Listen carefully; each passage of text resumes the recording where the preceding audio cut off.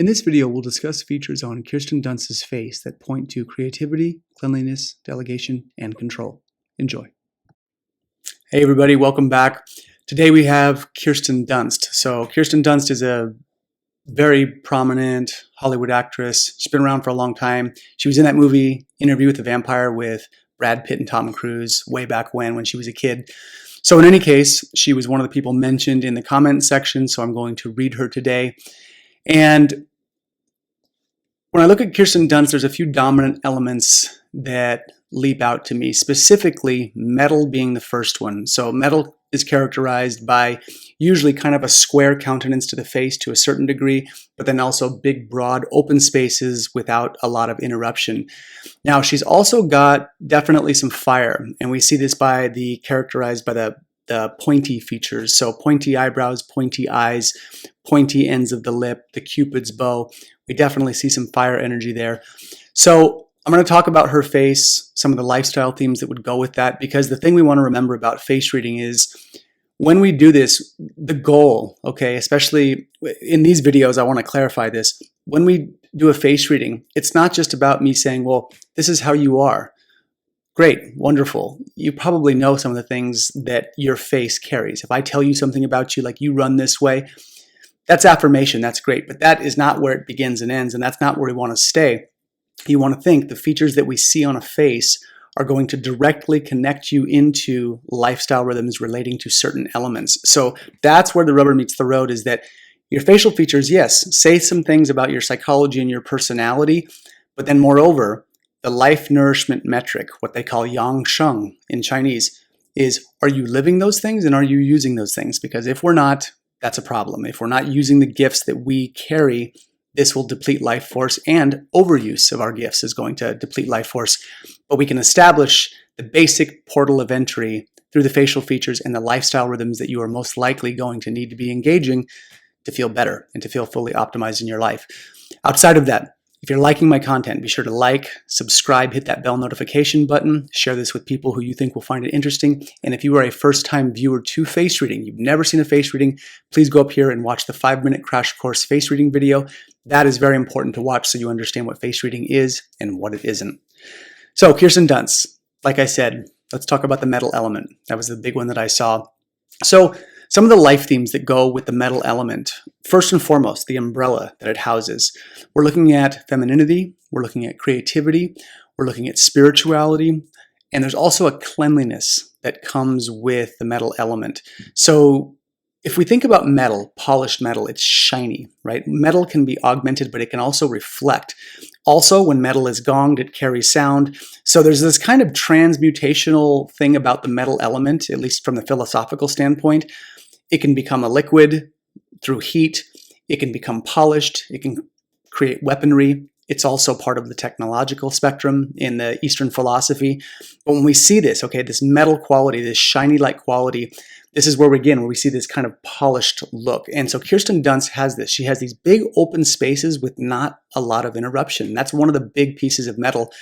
A lot of times too, metal, just think shiny object. A lot of times the metal element, people who carry a lot of metal are classically or traditionally attractive. So a lot of actresses, a lot of actors go into Hollywood, and that metal element definitely plays to them. And it works in their favor for sure. So when I was looking at her, I saw this. And so going back to those life themes, these are themes that in theory, Kirsten Dunst would really need to be engaging. So when you carry a lot of metal, those themes, femininity, creativity. And when we say femininity, in 2024, that can be a very polarizing word now. Saying masculine and feminine, people really get up in arms about things. I don't get it personally, but men and women are different. And the femininity, right? Men can be slightly feminine in nature and women can be masculine in nature. We have some deviations. There's permutations of how these things express. When we're talking about femininity, we're talking about the yin, the receptive, the cooling, the calm, the tranquil, the dark, the nighttime. There's those elements. And when you're talking with someone in a face reading, I would be probing about those themes and then starting to plug it into their life terrain. So metal, okay? Cleanliness of space, cleanliness of mind. And again, definitely if it's not going to be a spiritual expression, because the metal element relates to spirituality, the person's going to need something in the philosophical realm. It's going to need to go in that direction. So Outside of that, let's talk about some of the fire element stuff. But as with all the face reading, sometimes I want to backtrack just for 1 second. So before we jump to the fire, let's talk about her cheekbones, because that is a big dominant metal feature. So when we see these really prominent cheekbones, which she's got, prominent cheekbones in a nutshell, and this doesn't need to be taken in the wrong way, but it means bossy. It means someone who can delegate, tell you what to do, where to go. There's definitely kind of an imposing energy that the person can carry when they've got the big dominant cheekbones. So again, not a bad thing. It's just you have to learn how to wield this. So she's got this, and she's also got a slightly top-heavy face, which means there's a little more mass up here, kind of moving down this way. So when we see that, okay, again, loosely, and there are gradations to this, but you want to think the top of the forehead are the younger years. We move down through the 20s and 30s, through the 40s through the nose, into the 50s and 60s through the mouth, and then the 70s, 80s, and 90s through the jaw and chin. So when we see this kind of top-heavy energy, that means there can be an allocation of resources in the person's life terrain at that stage, which means they might have more going on, at least in terms of success and notoriety and recognition in the earlier years, and then it can slow down or taper as they get older.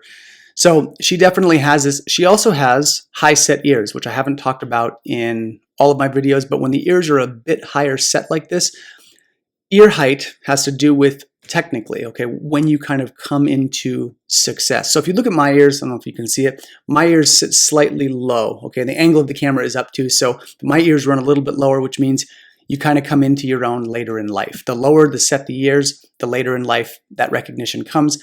The higher set ears means money and success and those things can hit a little bit earlier in life. Now again, is that good or bad? No, it's just the trend that the people saw when they were documenting face reading of people and how they move through their life. So again, are there exceptions to the rule? Always. But these are things that I noticed in her. Now, let's go to the fire element. Definitely pointy, right? She's got the kind of squinty eyes, kind of the pointy eyebrows. Definitely the edges of the mouth are pointy.